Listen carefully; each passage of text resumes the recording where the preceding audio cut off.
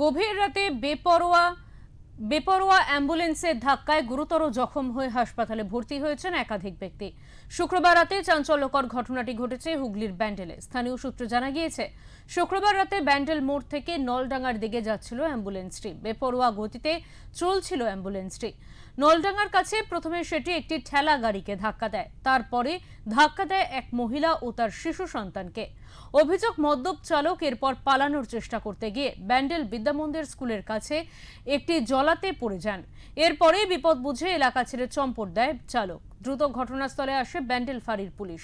তারাই জখমদের উদ্ধার করে হাসপাতালে পাঠায়। বর্তমানে ওই ঘাতক অ্যাম্বুলেন্সের চালকের খোঁজে তল্লাশি চালাচ্ছে পুলিশ।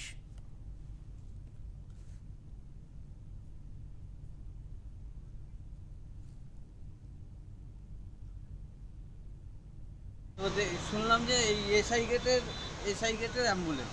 আচ্ছা এই যে বিবস্ত্র জোরে মেরেছে, আর এখানে বাচ্চা নিয়ে বসেছিল। আচ্ছা এই মহিলাটা, আচ্ছা ওই মহিলাটারও লেগেছে। বাচ্চারও লেগেছে? বাচ্চাটারও লেগেছে, বাচ্চাটারও লেগেছে।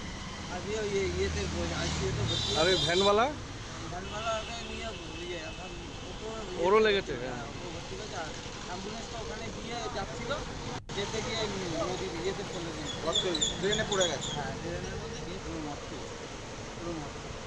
বলবেন অ্যাম্বুলেন্স যদি এরকম ভাবে চালায় তাহলে সাধারণ মানুষ কি হবে? এই তো কি আর বলবো, আমিও